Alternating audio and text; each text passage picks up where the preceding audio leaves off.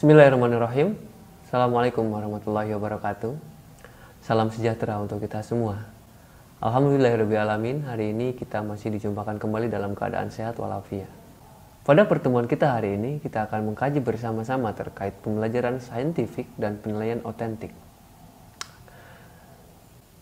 Sebelum kita mengkaji lebih detail terkait pembelajaran saintifik dan penilaian otentik itu seperti apa, kita akan bahas dulu terkait bagaimana penerapan dalam kurikulum 2013 di hari ini. Kurikulum 2013 itu dikenal dengan istilah kurikulum berkarakter. Banyak orang-orang mengatakan ketika karakter itu diterapkan dalam istilah aturan, kenapa semakin kontras manusia-manusia yang tidak berkarakter? Tapi sebaliknya, istilah karakter tidak dicantumkan dalam aturan. Justru mereka berkarakter. Sebetulnya itu bukan apa-apa, tapi hanya sindiran saja. Bagi siapa? Bagi kita. Guru, orang tua, manusia dewasa lainnya. Yang harusnya berpikir bersama-sama, memanusiakan manusia, mendewasakan anak-anak, supaya mereka mampu hidup di masa depan. Supaya mereka mampu membahagiakan dirinya sendiri dan orang lain. Disinilah yang harus benar-benar kita maknai. Untuk apa kita perdebatkan istilah itu? Toh tidak ada akhirnya dan tidak ada kesimpulannya.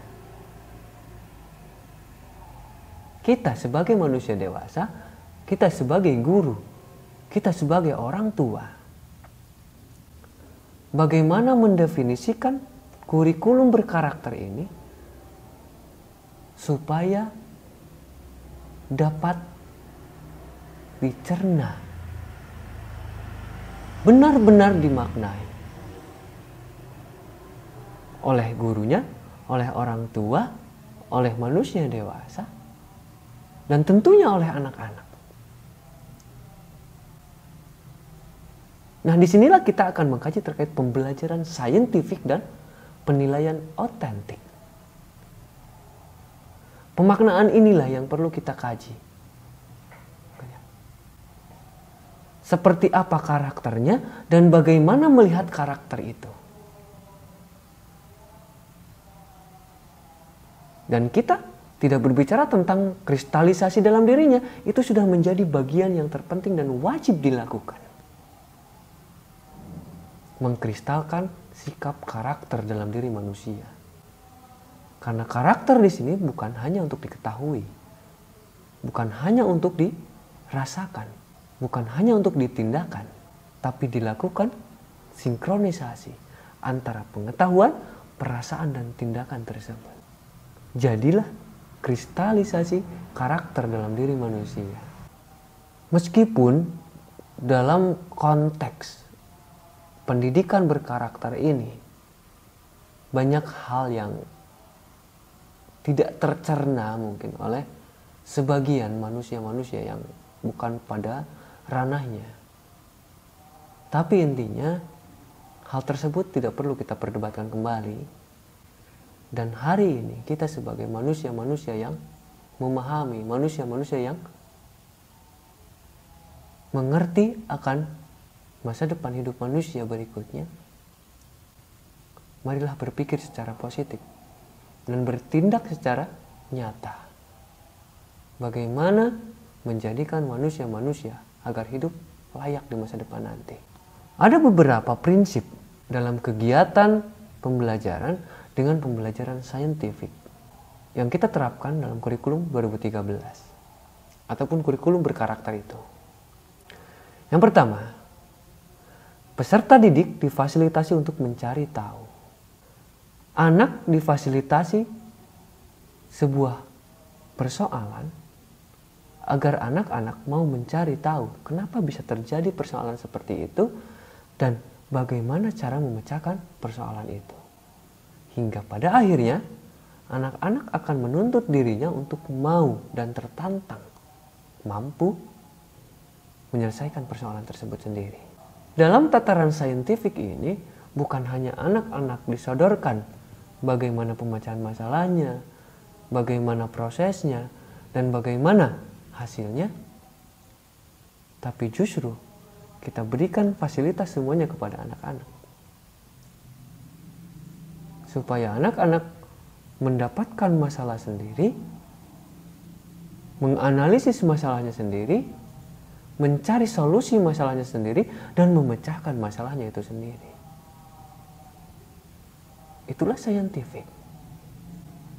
Bagaimana anak berpikir analisis, bagaimana anak berpikir kritis, dan bagaimana anak berpikir solutif.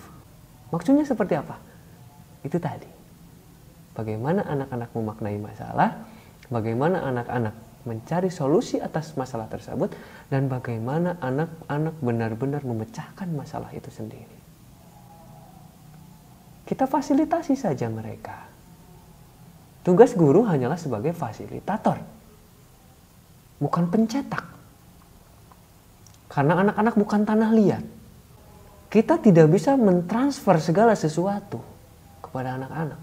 Tapi anak-anak hanyalah peniru. Anak-anak tidak bisa melakukan segala sesuatu yang harus dilakukan oleh manusia dewasa. Anak-anak akan banyak memanipulasi sehingga menjadi bermakna dalam hidupnya. Kita ingat, individual differences. Berikutnya, peserta didik belajar dari berbagai sumber belajar. Experiential based learning. Belajar berbasis pengalaman. Karena pengalaman merupakan guru yang paling berharga dan paling baik untuk setiap manusia. Maka dari itu berikanlah pengalaman belajar pada anak-anak melalui pendekatan bermain. Di alam, dalam lingkungan, didesain oleh guru, ataupun berdasarkan pada harapan anak-anaknya. Bukan guru menuntut anak harus belajar apa, tapi guru cukup memfasilitasi anak mau belajar apa. Berikutnya, proses pembelajaran menggunakan pendekatan ilmiah. Apa maksudnya? Dapat dibuktikan secara nyata. Tidak ambigu bagi anak-anak, tidak ngambang pada pemikiran anak-anak. Tapi ketika anak-anak lakukan dan guru memfasilitasi, ada arti yang benar-benar dapat dimaknai dalam diri anak-anak. Kenapa seperti ini ya? Tidak tiba-tiba guru menyampaikan warna orange. Tapi bagaimana proses menjadi warna orange? Adanya pencampuran antara warna kuning dengan warna merah. Nah, disinilah proses yang perlu kita terapkan pada anak-anak. Berikutnya, pembelajaran berbasis kompetensi. Seperti apa kompetensi? Kompetensi itu berbasis pada apa? Pada potensi diri anak-anak. Kembali lagi, anak mau belajar apa? Bukan anak harus belajar apa. Karena setiap kompetensi manusia itu akan berbeda-beda capaiannya. Meskipun seluruh tujuan itu sama. Karena kita katakan tadi individual differences, maka anak-anak pun percepatan dalam pencapaian tujuan pun ada yang cepat, ada yang lambat. Maka dari itu, guru harus benar-benar memahami secara psikologi diri anak-anak usia dini itu sendiri. Berikutnya ada pembelajaran terpadu. Pembelajaran terpadu di sini ada istilah integrative curriculum. Kurikulum yang terintegrasi. Pembelajaran yang dipadukan antara matematis, humanis, alam, sosial, antropologi, dan lain-lain dalam satu kesatuan secara utuh. Tidak secara parsial anak-anak hari ini berhitung saja. Tidak hari ini belajar kata-kata saja. Tidak hari ini belajar untuk menulis saja. Tapi terintegrasi, terpadu antara satu dengan yang lainnya. Dalam hal ini adalah lebih mendalam, yaitu capaian. 6 kompetensi: fisik, motorik, kognitif, bahasa, sosial, emosional. Tidak bisa kita parsialkan satu persatu dikembangkan. Pembelajaran terpadu di sini berarti satu kegiatan pembelajaran dapat menstimulasi 6 kompetensi diri anak-anak. Berikutnya, pembelajaran yang menekankan pada jawaban yang memiliki kebenaran multidimensi. Anak-anak diberikan arahan bukan hanya memecahkan masalah dari satu sudut pandang saja, tapi berbagai sudut pandang kita beri persoalan kepada anak-anak. Bagaimana jika menggunakan minyak? Bagaimana jika menggunakan air? Bagaimana jika menggunakan air tawar? Bagaimana jika menggunakan air garam? Banyak hal. Itu sederhananya. Anak memecahkan masalah.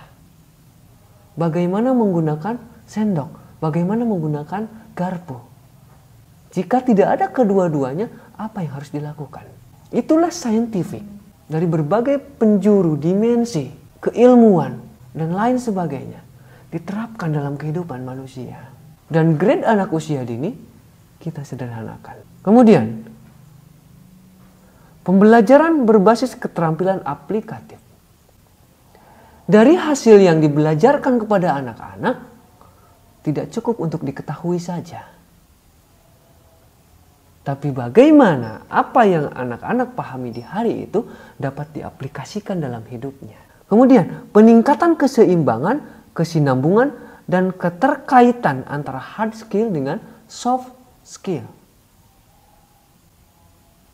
Yang tadi, anak-anak tidak cukup mampu menyelesaikan masalah saja, tapi anak-anak harus mampu memaknai dari apa yang telah dia lakukan dalam pemecahan masalahnya.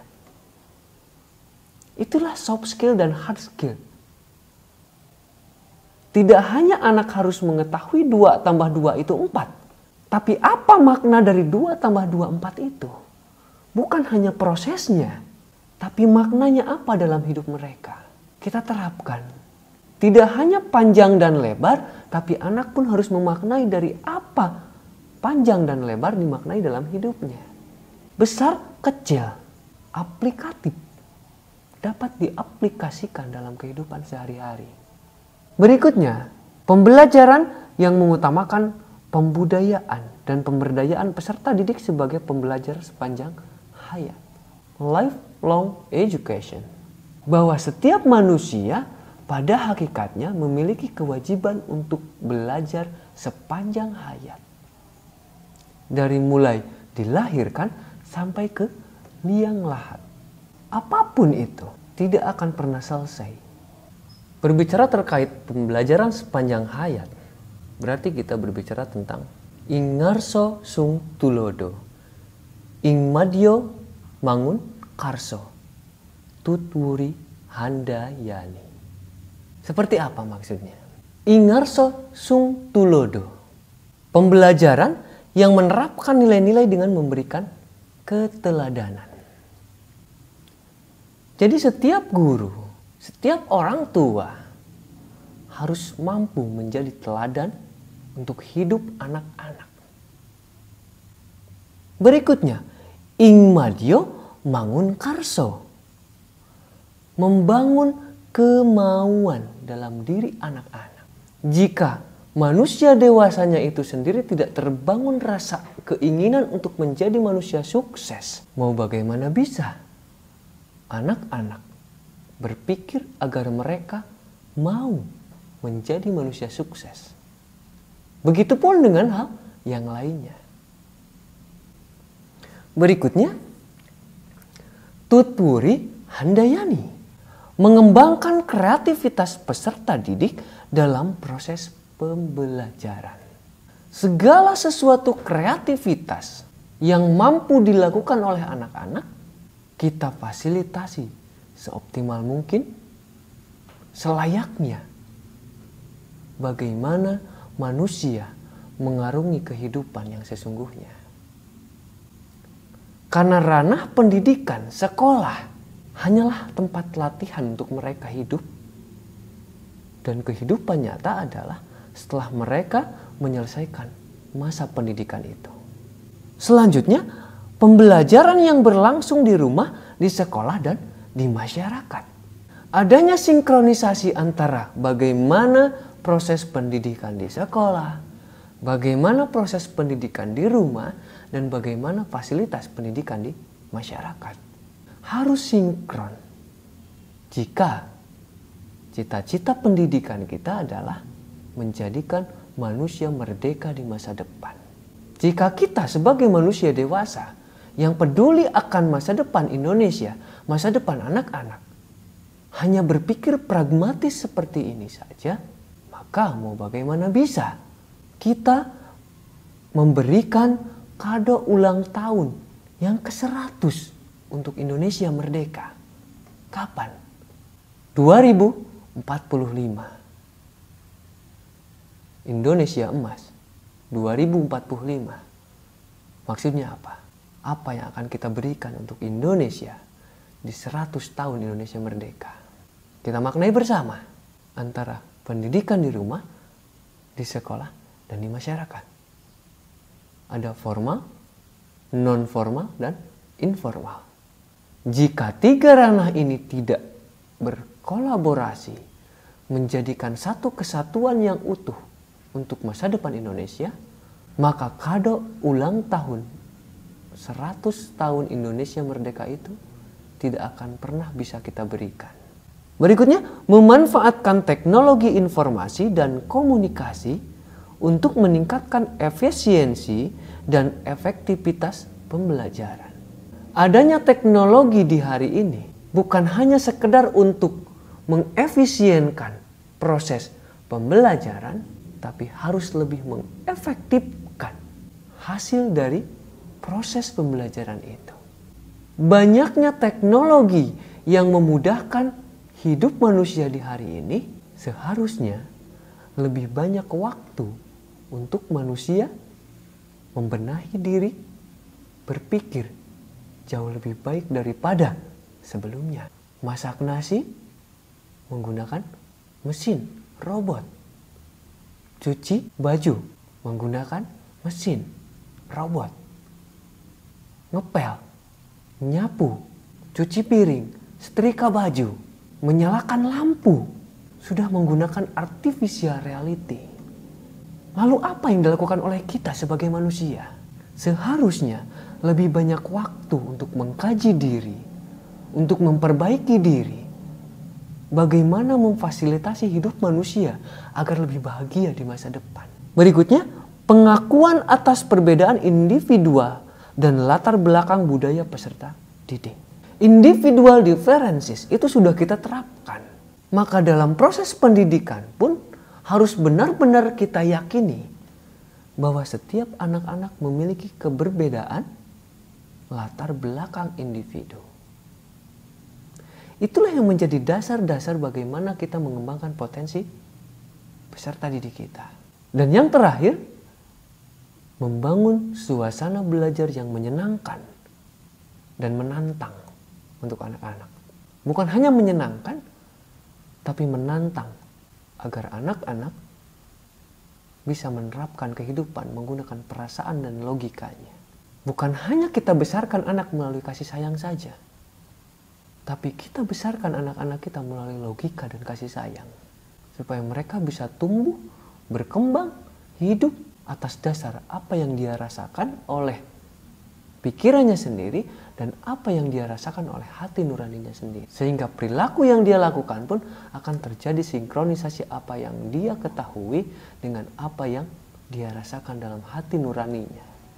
Jadi intinya ketika kita berbicara terkait pembelajaran saintifik dan penilaian otentik ini, yang pertama, bahwa dalam pembelajaran saintifik kita simpulkan bersama yang pertama, pembelajaran berbasis inquiry.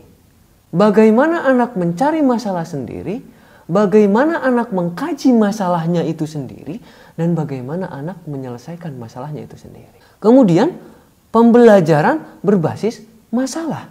Problem based learning. Masalah yang terjadi pada diri anak itu didesain oleh guru. Ada dalam rencana. Kenapa?